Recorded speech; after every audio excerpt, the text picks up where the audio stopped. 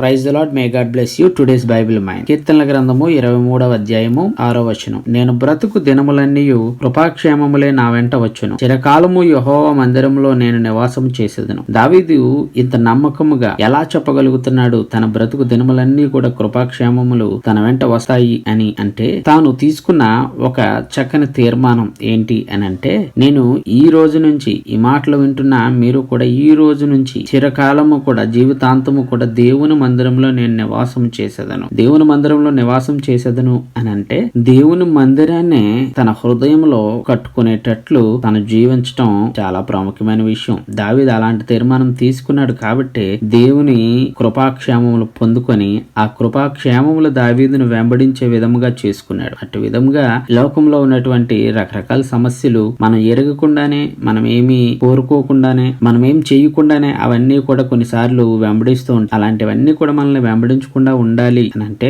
మనం తీసుకోవాల్సిన మొట్టమొదటి తీర్మానం ఏంటంటే, యెహోవా మందిరంలో నేను నివాసము చేసేదను, చిరకాలము నివాసము చేసేదను. Thank you. May God bless. దయచేసి సబ్స్క్రైబ్ చేసుకోండి. క్రైస్తవ ఆధ్యాత్మిక పాటలు, వర్తమానాలు, వార్తలు కూడా అందుబాటులో ఉంటాయి.